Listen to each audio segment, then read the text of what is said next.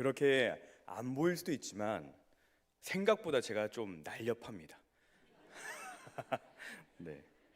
어, 근데 정말로 안 날렵해 보이시나 봅니다. 다들 웃으시는 거 보니까. 네. 생각보다 날렵한데 저는 그 날렵함을 가지고 이 거제로 오기 전까지 족구라는 운동을 취미로 했었습니다. 우리 남성분들은 족구를 아시겠지만 여자 성도님들께서는 잘 모르실 수 있습니다.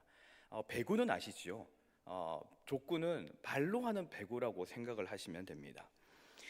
이 족구를 한창 운동으로 취미를 가지고 있을 때에 틈이 나면 어떻게 족구를 잘 할 수 있을까라는 고민을 계속했었습니다. 그래서 유튜브에서 족구 하는 강의 영상을 찾아보고요, 족구 시합하는 영상을 보면서 공을 저렇게 차야 되는구나, 저렇게 받아야 되는구나 하는 노력이 저에게 있었습니다. 그래서 족구화도 사고, 그리고 족구 공도 사서 집 위에 있는 초등학교 운동장에 가서 막 혼자 공을 차고 그렇게 연습을 했었습니다. 저녁 때는 족구 모임에 들어가서 거기에서 한 2시간에서 3시간씩 시합을 뛰고 경기를 하고 올 정도로 족구에 진심인 남자였습니다. 이 족구에만 집중을 하고 있으니 화창한 저녁에는 오늘은 족구를 할 수 있겠다라는 마음이 들어서 기쁨으로 그 저녁 시간을 기다렸습니다. 그런가 하면 하루 종일 비가 오는 날이면 오늘은 족구를 하지 못하겠네 라고 하면서 족구 때문에 기분이 우울해지기도 했습니다. 족구 시합을 뛰면서 원하는 대로 공을 차서 내가 원하는 곳으로 공을 보내면, 그리고 그 경기를 이기면 더할 나위 없이 좋았습니다. 그러나 내가 공을 원하는 대로 차지 못하고 그래서 결국 지는 날이 되면 벌금도 내고 기분도 좋지 않았습니다. 족구라는 것을 집중하고 거기에 내 손을 가지고 붙들고 있으니 족구 하나에 기분이 오르락내리락 하는 시절이 있었습니다. 손에 무엇을 잡고 있는가 하는 것은 그 사람에게 영향을 주게 됩니다. 손에 무엇을 잡고 있는가 하는 것은 무엇을 마음에 두고 있는가 하는 것입니다. 무엇을 의지하고 있는가 라는 것을 알 수 있게 합니다. 어떠한 무언가를 마음에 두고 있는 사람은 온통 그것으로 삶이 채워져 있습니다. 오늘 말씀을 통해서 스스로를 성도라고 부르는 우리가 오늘 말씀을 통하여서 우리는 과연 무엇을 손에 잡고 나아가야 하는지, 그리고 무엇을 마음에 두어야 하는지를 발견하고 그것으로 살아가기를 결단하는 오늘 이 시간이 되기를 소망합니다. 오늘 본문은 출애굽기 3장에서부터 이어지는 내용입니다. 출애굽기 3장은 하나님께서 모세를 부르시는, 흔히 모세 소명장이라고 되어 있습니다. 모세는 애굽에서 이스라엘의 남자아기로 태어났습니다. 당시 그 시대에 하필 또 그 시기에 태어난 이스라엘의 남자아이로 태어난 것은 아주 불행한 일이었습니다. 가장 암흑 시기에 태어난 모세는 남자아이들은 모두 다 죽이라는 그 명령 속에서 태어났습니다. 차마 아기를 죽게 할 수 없었던 모세의 부모는 그 아기를 얼마간 숨겨 키웠지만, 그러나 아기를 숨겨 키운다고 아기가 우는 것을 막을 수는 없지요. 그래서 결국 갈대 상자에 아이를 태워서 나일강에 흘려보냅니다. 나일강을 따라가던 그 갈대 상자는 마침 바로의 공주에게 발견되었고, 바로의 공주는 그 갈대 상자 안에 있는 그 아기를 모세라고 부르며 자기의 아들로 삼아 왕궁에서 자라게 합니다. 애굽이라고 하면 당대 최고의 나라였습니다. 당대 최고의 나라의 왕자였으니 가장 귀한 것을 먹고 가장 좋은 것을 입으며 최고의 학문과 최고의 무예를 배웠을 것입니다. 그 누구와 비교를 해도 뒤처지지 않을 모든 것을 누리며 모세는 자랐습니다. 애굽의 왕자로서 모든 것을 누리고 자랐지만 모세가 기억하는 것이 있었으니 그것은 자신이 히브리인이다 라는 것입니다. 어느 날 모세는 한 애굽 병사가 히브리인을 때리는 것을 보게 됩니다. 그리고 거기에 우리 민족을, 내 동포를, 내 형제를 때려 라는 그 분노가 일어나서 아무도 없는 것을 보고 그 병사를 때려 죽인 뒤 모래에 덮어둡니다. 이튿날 모세가 다시 한 번 더 현장을 찾아가지요. 그런데 이번에는 그곳에서 히브리 사람 2명이 싸웁니다. 가서 그 싸움을 말리려고 할 때에 히브리 사람이 말하기를 네가 애굽 사람을 죽인 것처럼 나도 죽이려 하느냐 하는 말을 듣게 됩니다. 아무도 모를 것이라고 생각했던 그 일이 들통나자 모세는 그 길로 모든 것들을 버려두고 광야로 도망쳐 버립니다. 도망친 광야, 그 미디안 땅에서 모세는 십보라를 만나 결혼을 하게 되었고 아들을 낳게 되었습니다. 그리고 모세는 광야의 40년의 시간 동안 애굽 왕자 때의 모습과는 완전히 다른 모습으로 양을 치는 지극히 평범한 삶을 살아가게 됩니다. 평범하게 살아가는 모세를 하나님께서 오늘 본문에서 부르시고 있는 것입니다. 불이 붙었으나 불에 타지 아니하는 떨기나무에서 하나님은 모세를 부르시고 모세에게 이스라엘 백성들을 출애굽시킬 큰 사명을 맡기십니다. 그러나 모세는 그 말을 들었을 때에 두려움이 먼저 생깁니다. 왜냐하면 자기는 할 수 없을 것이라는 생각이 들었기 때문입니다. 하나님은 그런 두려움에 있는 모세에게 내가 반드시 너와 함께 하리라 라고 말씀하시지만 모세는 하나님의 그 말씀을 듣기보다는 자기의 상황을 보게 됩니다. 자신은 가진 것이라고는 손에 지팡이와 양떼밖에 없는 지극히 평범한 목자일 뿐이고 그에 비해 애굽의 바로는 최고 강대국의 왕이고 그에게는 강하고 용맹한 군사들도 많은데 내가 어떻게 이길 수 있을까? 내가 무엇을 할 수 있을까라는 의문과 두려움이 앞섭니다. 이스라엘 백성들에게는 내가 하나님이 보낸 사람이다라고 말을 해도 믿지 아니할 것이라고 말합니다.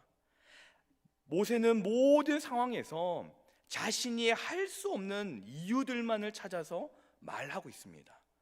그때 하나님께서 모세에게 말씀하십니다. 2절의 말씀을 같이 한번 읽어보겠습니다. 2절 말씀입니다. 여호와께서 그에게 이르시되 내 손에 있는 것이 무엇이냐? 그가 이르되 지팡이니이다. 아멘. 출애굽기 3장에서 하나님은 모세를 부르시며 이스라엘 백성들을 건져내겠다라고 하시는데 모세는 절대로 할 수 없는 것이었습니다. 말씀드렸듯이 모세의 상황이 그런 큰 일을 할 수 있는 상황이 아닙니다. 자신은 한낱 양치기에 불과합니다. 거기다가 사람을 죽여서 도망친 살인자며 도망자입니다.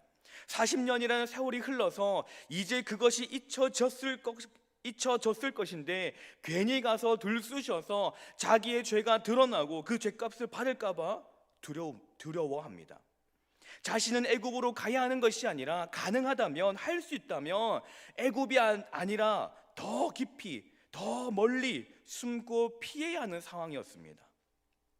그러니 자신이 어떻게 애굽으로 가고 이스라엘 백성들을 출애굽시키는 그런 일들을 할 수 있을까 하는 걱정이 앞섭니다. 자기가 가지고 있는 것이라고는 자신의 손에 들려진 지팡이 하나밖에 없습니다. 이 지팡이가 양을 치는 목자에게는 분명히 필요한 것입니다. 중요한 것입니다. 이 지팡이를 가지고 양떼를 인도하며 먹을 것 있는 대로 이끌어가는 것이고 맹수로부터 양떼를 지키는 것이고 그 위험한 상황에서 자기를 지키는 것이 이 지팡이입니다. 그런데 자신에게 있어서 중요했던 이 지팡이가 애굽이라는 큰 문제를 만나니 무엇을 할 수 있을까라는 생각이 드는 겁니다. 지금 이 순간 모세가 바라본 것은 자신의 손에 있는 지팡이였고 의지할 것은 바로 그 지팡이밖에 없었습니다. 그 지팡이를 보고 의지했기에 하나님의 부르심과 하나님이 맡기시는 일이 두려웠습니다. 아니, 하나님이 맡기시는 그 일이 두려운 것이 아니라 자기의 지팡이만 보았기에 그 지팡이가 너무나도 보잘것없어 초라해 보여 두려웠습니다. 그렇다면 과거에 모세는 어떠했을까요? 애굽의 왕자였을 때의 모세는 어떠했을까요? 모세가 애굽의 왕자였을 때는 모든 것을 할 수가 있었습니다. 왕자라는 이름이 자기에게 있으니 그의 말 한마디에 신하들이 이리저리 움직였습니다. 좋은 선생에게 좋은 학문을 배우고 좋은 무예를 배워서 두려울 것이 없는 사람이었지요. 아니, 그런 것보다 그냥 애굽의 왕자라는 그 이름만으로도 모세에게는 권력이라는 힘이 들려져 있었습니다. 결코 없어지지 아니할 것 같았던 이 힘, 어쩌면 모세는 그 힘을 가지고 그래, 우리 히브리 백성들을 내가 이 힘으로 자유롭게 하리라 라는 그러한 꿈도 꾸지 않았을까요? 그러나 결코 없어지지 않을 것 같았던 꿈을 꾸었던 그 힘은 언제 있었냐는 듯이 사라졌습니다. 본문의 모세에게는, 광야로 도망친 모세에게서는 애굽 왕자의 모습, 왕자로서 손에 쥐고 있었던 모든 것들은 전혀 찾아볼 수가 없습니다. 아무것도 없이 광야로 도망쳐 나온 모세는 지팡이를 들고 다니는 사람이 되었습니다. 그럼에도 모세는 광야에서는 지팡이만 있으면 모든 걸 할 수 있다고 생각을 했었습니다. 지팡이로 광야에서 목자로 성공했습니다. 넓디 넓은 광야에서 양떼를 이리저리 움직이며 양떼를 키워나갔고, 맹수로부터 지키며 이 지팡이만 있으면 내가 다 할 수 있으리라 이야기를 했겠지요. 그러나 그의 인생에 오늘 하나님이 애굽이라는 것을 이야기하셨을 때에 지팡이는 아무것도 아니게 됩니다. 오늘 하나님께서 모세에게 하셨던 내 손에 있는 것이 무엇이냐 하는 그 질문은 모세에게만 던져지는 질문이 아니라 바로 오늘날을 살아가는 그리스도인과 우리들에게 던져지는 질문입니다. 여러분들의 손에 있는 것은 무엇입니까?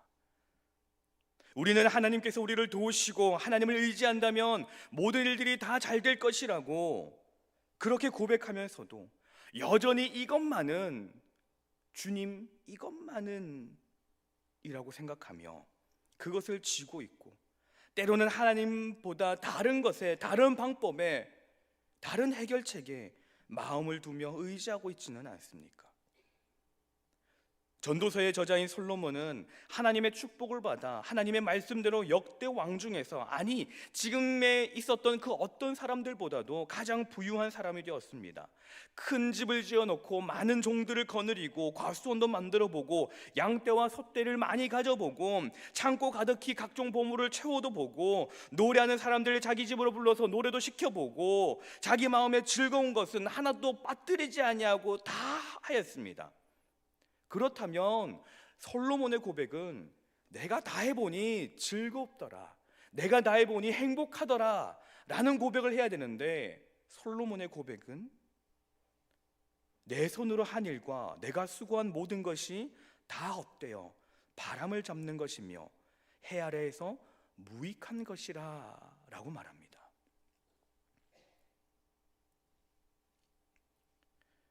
우리가 살아가고 있는 이 세상을 황금만능주의라고 말합니다. 물질이 있으면 이 세상에서 못할 것이 없다라는 것이지요. 물질이 있으면 내가 사고 싶은 것, 내가 먹고 싶은 것, 소위 성공이라는 것, 그것을 누리며 살아간다라고 합니다. 물질은 좋은 것이며 우리에게 필요한 것이지요. 그러나 우리 그리스도인들은 그 물질에 흔들리는 자가 되어서는 안 됩니다. 우리가 물질을 쥐락펴락해야지 어떻게 물질이 우리를 쥐락펴락하게 둔단 말입니까? 디모데전서 6장 10절 말씀에 돈을 사랑함이 일만하게 뿌리가 되나니 이것을 탐내는 자들은 미혹을 받아 믿음에서 떠나 많은 근심으로써 자기를 찔렀도다 라고 말씀합니다. 물질을 사랑하는 것이 죄의 시작이 됩니다.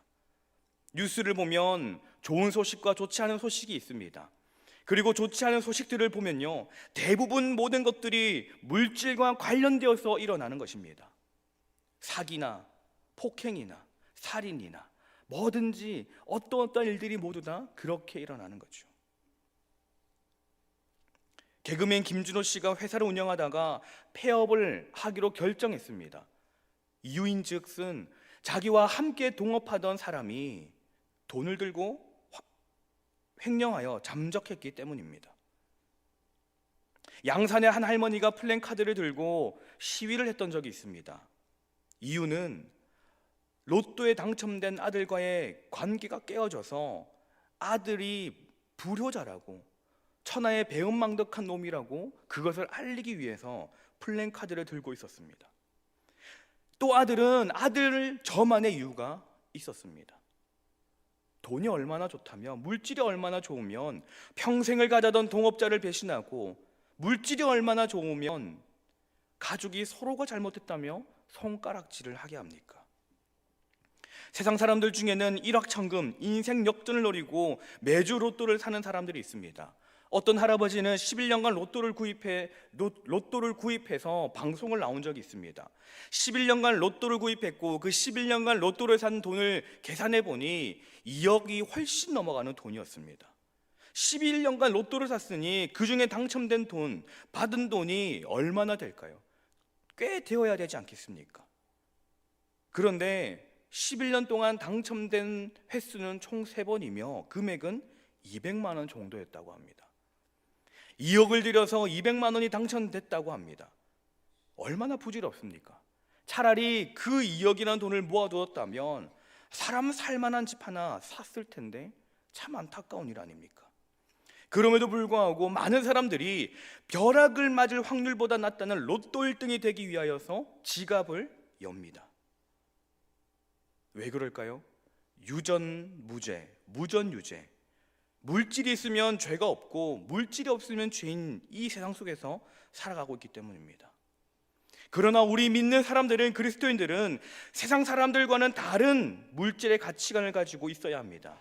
세상 사람들과는 다르게 물질을 쓸 줄 알아야 합니다. 물질이 나쁜 것이 아니라 그것을 소중하게 여기며 그것을 아름답게 사용할 줄 알아야 하는 것입니다. 우리가 물질을 꽉 쥐고 있을 때는 그 물질이 제 역할을 하지 못합니다. 그러나 우리가 그 물질을 내려놓고 하나님께 맡겨드리고 하나님을 바라본다면 하나님은 우리가 내려놓은 것을 통하여서 우리를 사용하십니다.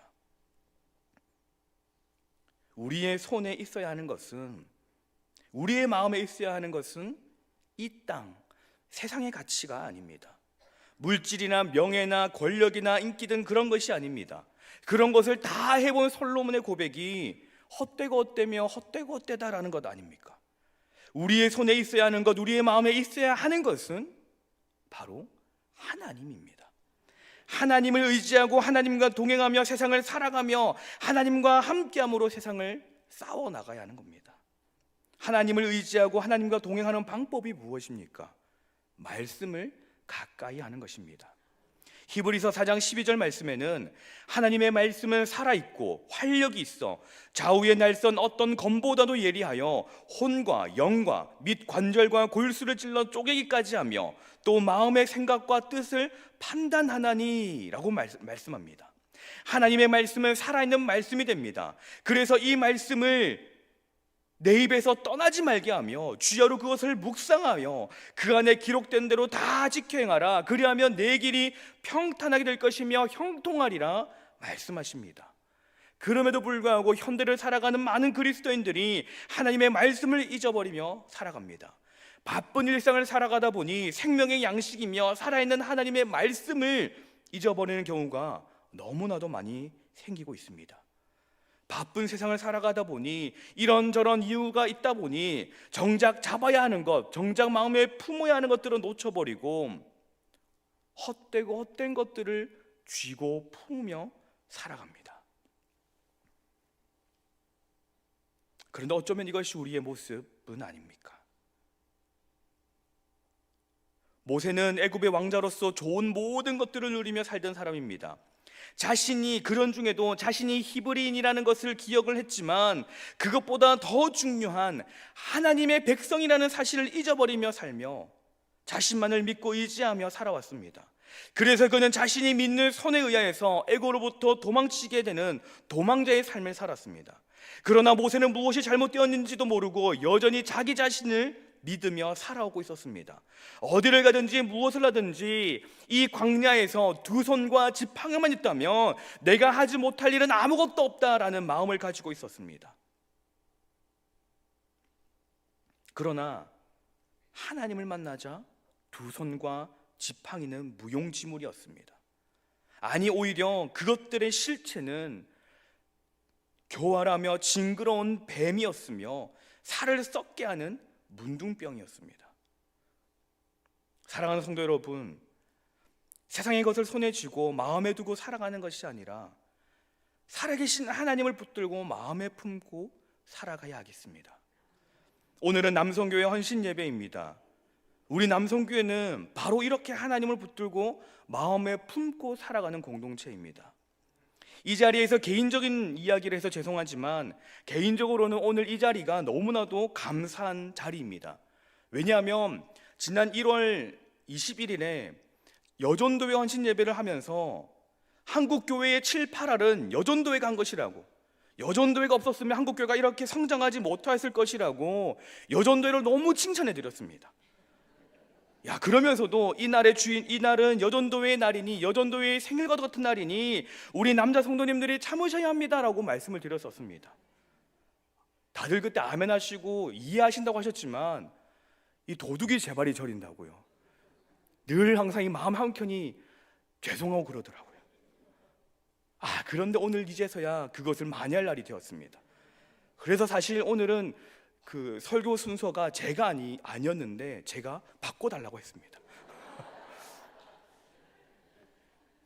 오늘은 우리 남성교회의 날입니다. 오늘은 남성교회의 생일 같은 날이기에 우리 오늘 남성교회를 막 칭찬할 때에 우리 여성도님들께서 아멘으로 화답해 주시고 이해해 주시길 바랍니다. 여기 계신 우리 남성교회 성도님들께서는 남성교회의 시작과 역사를 알고 계십니까? 남성교회의 목적을 알고 계시나요? 남성교회는 1881년 미국 윌리스톤 회중교회에서 기독교 면려 청년회의 창립 예배가 드려지며 시작되었다고 합니다.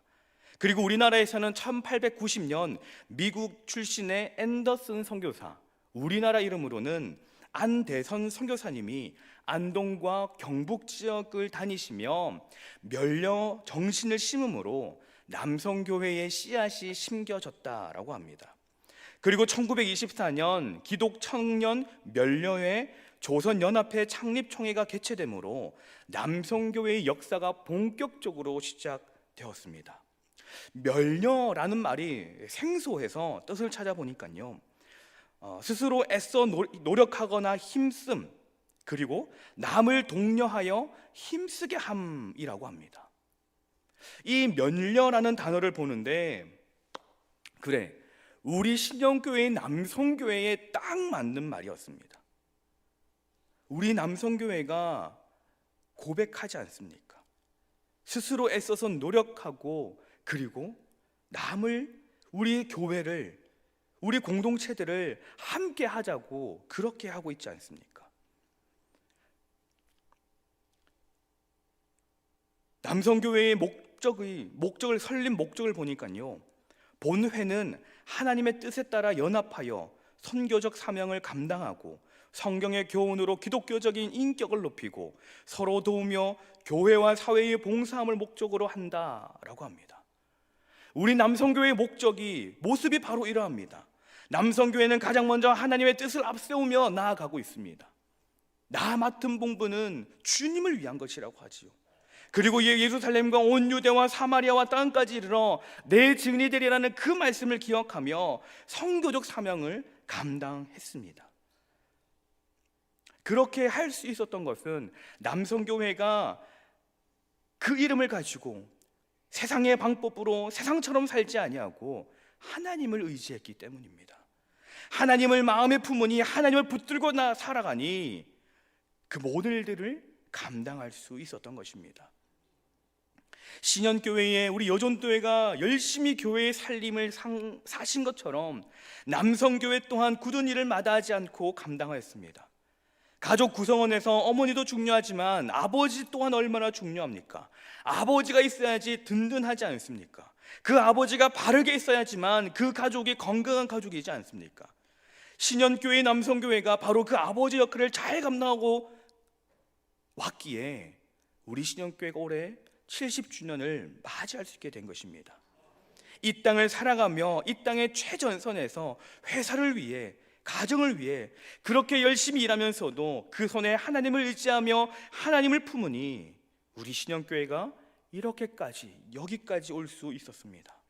바라기는 우리 남성교회 내에서 이 아름다운 믿음의 전통이 잘 이어져서 우리 남성교회를 통하여 신영교회의 미래가 희망적이게 되길 간절히 소망합니다. 오늘 말씀은 하나님이 우리에게 물어보십니다. 손에 있는 것이 무엇이냐 물어보십니다. 주님께서 여러분들에게 손에 있는 것이 무엇이냐고 물어보실 때 여러분들은 무엇이라고 대답하시겠습니까? 출애굽기 4장 20절의 말씀을 우리 같이 한번 읽어보겠습니다. 출애굽기 4장 20절의 말씀입니다. 출애굽기 4장 20절의 말씀을 같이 한번 읽어보겠습니다.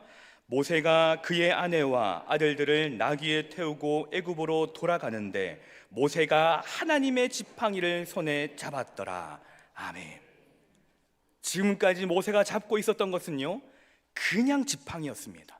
그저 자기 자신만을 위한, 자기 자신만이 드러날 그러한 지팡이였는데 이제서야 모세는 잘 그것이 아니라는 것을 알게 되었습니다. 손에 들려있던 지팡이는요, 여전히 똑같은 지팡이였을 것입니다. 그냥 나무로, 길다란 나무로, 단단한 나무, 그것으로 만들어진 그냥 양을 치던 지팡이였지만 그 지팡이가 20절에서는 하나님의 지팡이로 바뀌게 됩니다. 하나님이 그 지팡이를 새롭게 바꿔주신 것이 아니라 모세의 마음을 바꾸어 주신 것입니다. 우리의 대답이 이와 같아야 되지 않겠습니까?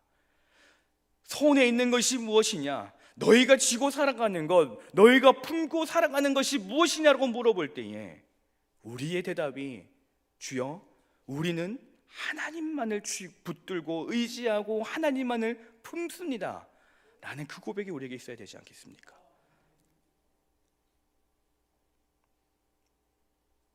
지금까지 잡고 품었던 세상 것들을 내려놓고 하나님을 의지하고 하나님을 붙들고 가는 것, 그것이 믿는 성도된 우리들의 바른 모습입니다. 세상 사람들이 보기에는 그것이 어리석은 것이라고 할지라도 하나님은 우리에게 그 무엇과도 비교할 수 없는, 바꿀 수 없는 능력인 것입니다. 그 하나님으로 말미암아 세상 사람들은 꿈도 꾸지 못할 은혜와 축복을 누리는 우리 신현의 모든 성도님들, 그리고 우리 남성교회의 모든 회원들이 되시기를 간절히 소망합니다. 기도하겠습니다. 사랑과 은혜가 풍성하신 하나님 아버지, 우리로 하나님을 알게 하시고 믿게 하시어 이 땅에서 구원받는 백성으로 살아가게 하신 하나님께 영광을 올려드립니다. 그럼에도 불구하고 이 땅을 살아가다 보니 우리는 이 땅의 것을 손에 쥐고 세상 것을 마음에 품고 살아갈 때가 있었습니다. 헛된 것인 줄 알면서도 내려놓지 못하는 연약함이 우리에게 있었습니다. 주님, 그러나 이제는 우리가 결단하고 세상 것을 내려놓게 하시고 오직 주님을 붙들고 품으며 살아가게 하여 주시옵소서. 특별히 남성교회 헌신예배를 주님께 올려드립니다. 우리 신현교회의 남성교회가 하나님의 뜻을 알고 그 뜻에 맞추어 사역하게 하옵소서. 남성교회가 교회에서도 가정에서도 직장에서도 스스로 그리스도인임을 기억하게 하시고 다른 이들에게 복음을 전할 수 있는 공동체가 되게 하옵소서. 주님의 각 처소에서 각 사역의 자리에서 주님이 사용하시는 남성교회가 되게 하옵소서. 이번 한 주 오늘의 말씀을 기억하게 하시고 온전히 하나님의 뜻을 이루어가는 신현의 모든 공동체가 되게 하여 주시옵소서. 살아계신 예수님의 이름으로 기도드립니다.